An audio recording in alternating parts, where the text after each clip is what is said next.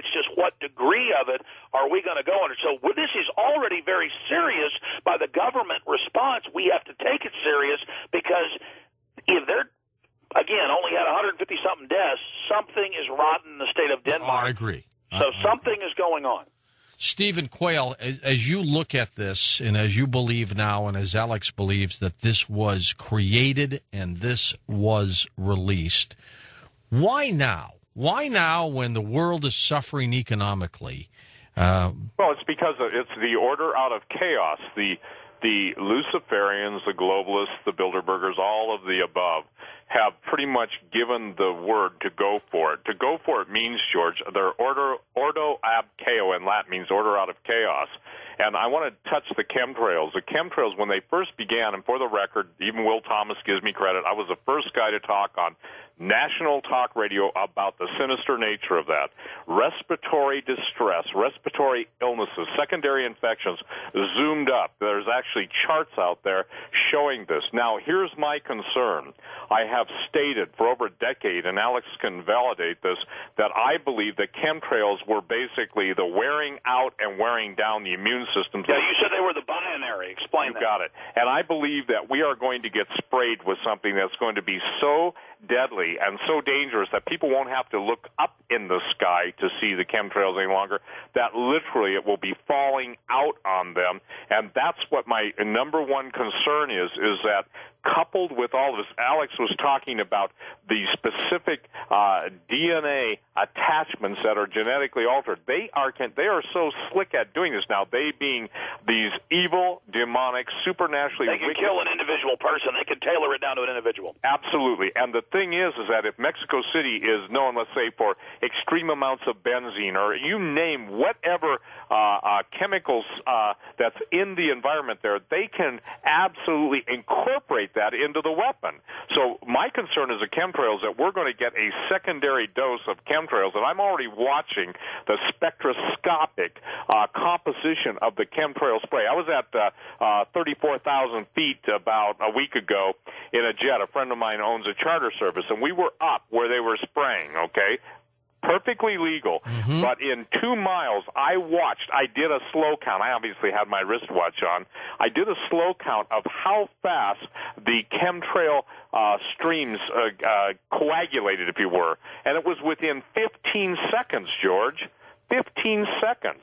Now, again, we were traveling at about 450 miles an hour, so we were able to keep up just a little bit behind, and we were intersecting them, headed to where my friend, the pilot, was taking the ship, and I got to ride along. But what I'm saying is, what I also noticed is that they have electromagnetically activated specific particles to make them cohesive. And this is what I'm really worried about, okay? Sure. As if there isn't enough to worry about. The idea is that they can electromagnetically attenuate specific viruses, and with the mutation or mutagenic nature of some of these things, when they're spraying genetic binders, literally genetic binders, substances that cause A to bind with B, you know that this cannot turn out well. And even Germany now is blowing the whistle on chemtrail spraying, and this is world depopulation. That's why now. And I think the strangest thing is for the Department of Homeland Security, I don't know how the military is not actually bringing their full fury and might down on the Department of Homeland Security head, because every veteran who had that stated, you're a veteran, every veteran who had that stated about them needs to basically demand the head of Department of Homeland Security's resignation. To vilify a group of people like that is unconscionable, and in my understanding of history, which is pretty substantial. You know what is so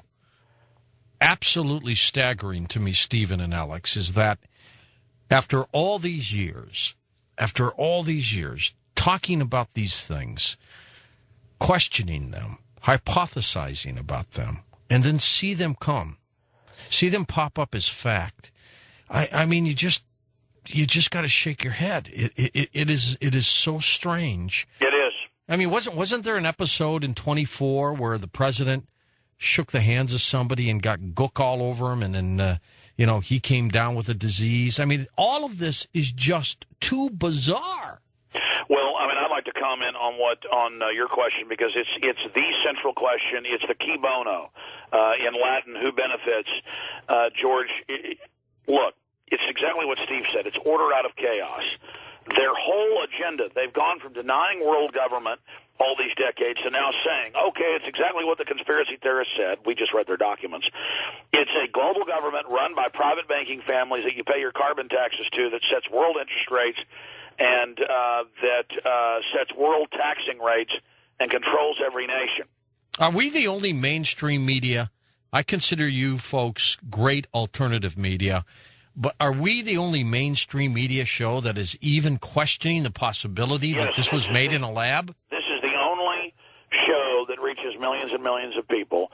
As you know, George, second largest radio show in the world. And I was saying that a long time before the mainstream media was saying it, because I could look at the numbers. But bottom line, yes, this is the only show. That's why it's so important. I want people to understand something, that the globalists need to pose as your savior. They need you to come to them. They need to have crises so bad and fear that is so great through staged terror and economic collapse, and then they say, give up your rights and we'll save you, give up your rights and we'll fix the economy, and then it doesn't get better, it gets worse, and they're looting. And so they are certainly, even if they didn't create this, which I doubt, that all the evidence shows they did, the question is how bad will it be? The hype they're creating is meant to be a smokescreen for all the other issues, because, again, now we're not talking about the global government. We're not talking about Iraq. We're not talking about anything other than this. Pakistan. We're not talking about the gear up with Israel in mainstream news saying they're about to hit Iran. Now, I don't know if they're going to do it, but Israel's saying they're about to. They're not talking about how the king of Jordan told Obama, what was it, yesterday, that there's about to be a giant war in the Middle East, and he, quote, better do something to stop it. So all of this is happening. The world is sliding into depression. Wars in the Middle East are on the verge of starting. It'll be much bigger than Iraq, with a nation of 66 million people who've got more high-tech weapons, Iran. All of this is going on. Mexico is on the verge of collapsing with civil war. This helps the government get control there and have an excuse to tell people stay indoors, don't be out on the streets, kicking out Western reporters. And so what Steve said is true. They're moving. The New World Order is moving on every front, everywhere. Just like they leaked those reports out saying the veterans are terrorists, the gun owners, the people buying ammo are the number one threat. That all these years we told you, folks, because I got documents years ago, and we broke the Mayak report and many others a few months ago that finally got major attention thanks to George and others covering it. We told you this whole anti-Al-Qaeda thing is to sell you on giving up your liberties to, quote, fight people far away in a cave, but the whole apparatus, the whole architecture of what was been set up in Europe, the United States, is to attack and suppress and dominate and control the people. And so, again, we have to look at this as potentially a controlled pandemic. We hope it isn't, because the elite have shown they will do it. I mean, they admit, this is mainstream news, you can Google it. The Department of Energy apologizes that they took foster children in the 40s, 50s, and 60s, radiated 4,300 plus of them we know of to death in radiation studies. We know about the Tuskegee black men being given syphilis and allowed to die of it. We know about troops having nerve gas tested on them. That's the evil globalist. We know about spraying Navy ships with viruses. Remember that? Project Shad, and radiation. So exactly. So the issue is that's the shadow government creating cadres of scientists that will follow orders under the end justifies the means. And so 9 times out of 10, it is Western governments who are open eugenicists saying they've got to reduce population, who have been caught releasing this over and over and over and over and over and over again, and all these tax-free foundations vaccinating little black kids in Africa that then die. Can't we put 2 and 2 together? So we have to look. I mean, only a rational person would say, hey, this could be the government, because these people have proven they're such criminals. Time for phone calls. Next hour with Stephen Quayle and Alex Jones on Coast to Coast AM.